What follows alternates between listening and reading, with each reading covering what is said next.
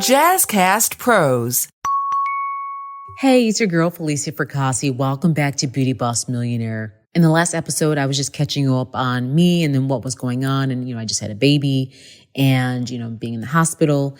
And the purpose of this episode is just, again, to do a quick catch up. I didn't want us to go on too long.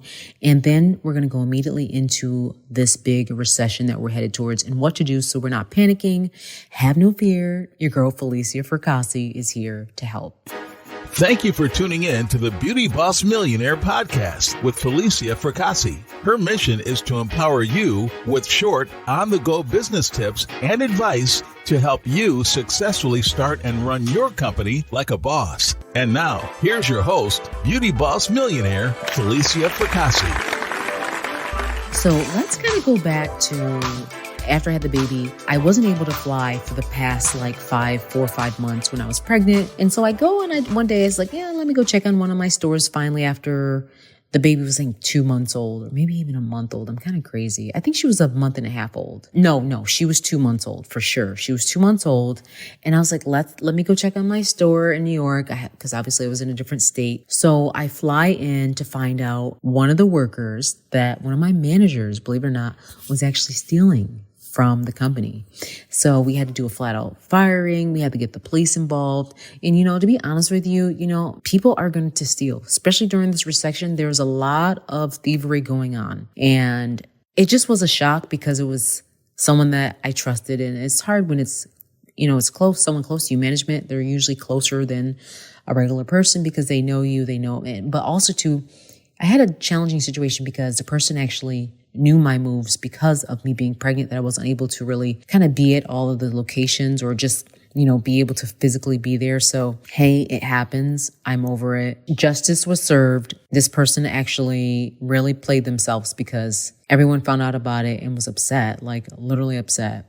So, things happen. And, this brings me into the next subject about the recession. First of all, let's go and talk about what a recession is. What is the definition of a recession? So here it is. A period of temporary economic decline during which trade and industrial activities are reduced, generally identifying by a fall in GDP in 2 successive quarters. So basically, in simple terms, a recession can be defined as a sustained period of weak or negative growth in real GDP, which is output, that is accompanied by a significant rise in the unemployment rate. And because of that, consumer spending drops. In a recession, interest rates are also likely to decline as a central bank, such as the U.S. Federal Reserve's banks, cuts rates to support the economy. Now, someone else also asked, how long do recessions usually last? Obviously, it's unpredictable. However, recessions from previous, ones before us, before we were even born, recessions have been much shorter since World War II, with the typical economic downturn lasting about 10 months.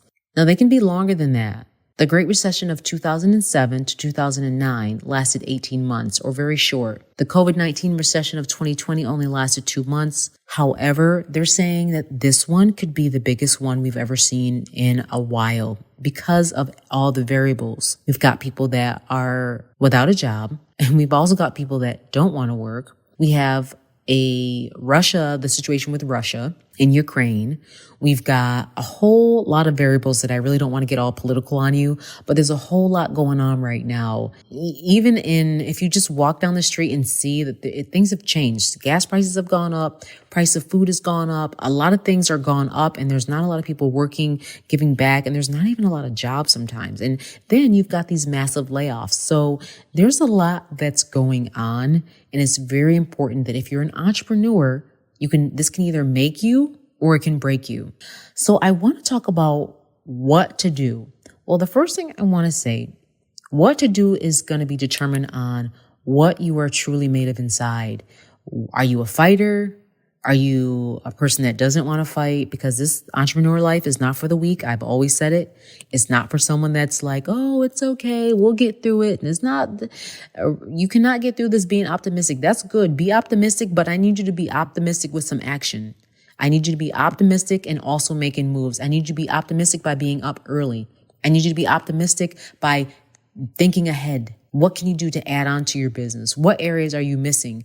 Things like that. So depending on what you're made of, you may have to sit this one out and just get a regular job and just something that can keep you afloat.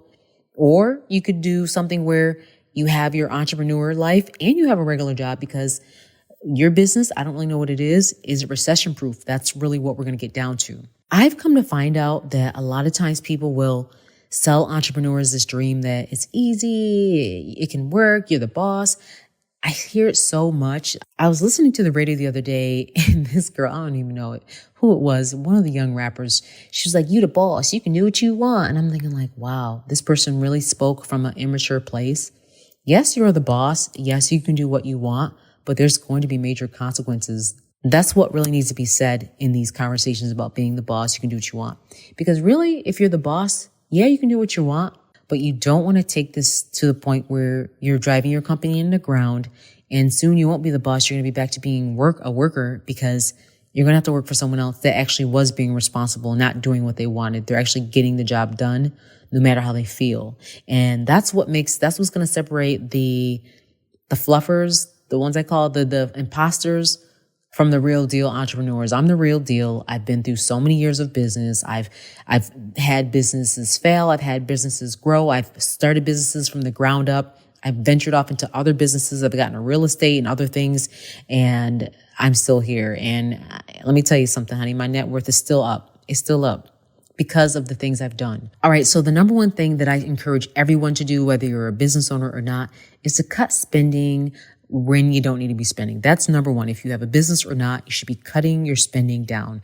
You don't need to maybe go on that trip. You may not need to buy that $200 clothing piece, something. You may not need to get your nails and spend that money on that hair. You may not need to get X, Y, and Z. I mean, everyone has their poison that they love. And I hate to call it poison, but everyone has their thing that they love. It could be food. It could be going out to eat. Maybe you don't need to go out to eat. Maybe you need to just sit this one out and just maybe cook and prep some meals and bring those into work. It's that real how it's going to get, because the dollars are not necessarily going to be there like we're used to. So you have to start to plan ahead now and really micromanage your money. Everyone's trying to micromanage everybody around them, but everyone needs to micromanage their money. So when you're cutting costs, it's also important that entrepreneurs that may be overly staffed, I hate to say it, but you might have to cut some employees. And I know this is scary for a lot of people to even think of, because they love that person that they've worked with, or that person has been great to them, or they're going to have to pick up additional job roles because they're going to let that person go. But it's either you keep that person on and you drag on dead weight because they're not profitable, or you let that person go and you pick up their job or assign the job to 2 other people. And you're really going to have to because that's what all the big CEOs are doing in the big Fortune 500 companies. They've already had a huge talk and a meeting amongst themselves. Hey, what are you doing on your company? What are you doing? I hear these conversations because I'm privy to them, because where I live, I'm around them. I'm literally around millionaires and billionaires where I live. Millionaires and billionaires are my friends, they're my clients. I'm listening to their conversations. But, I'm a girl from the city. I'm a hood girl. I'm a city girl. So I hear those. So I see both sides. I understand my hood girls. I understand my girls that don't know anything of the hood. And I'm what they can say is I'm a perfect mixture of both, because I understand both worlds, and I understand really rich people. I understand the lowest of the lowest. You know why? Because I've been both places. I've been at the bottom. I've been at the top. I've been in the middle on the way to the top, and I've been at the top. I've done a lot in my lifetime. And to hear these conversations of what these CEOs are talking about, they're all planning, not panicking, but they're planning. We're going to get more into this up next on Beauty Boss Millionaire.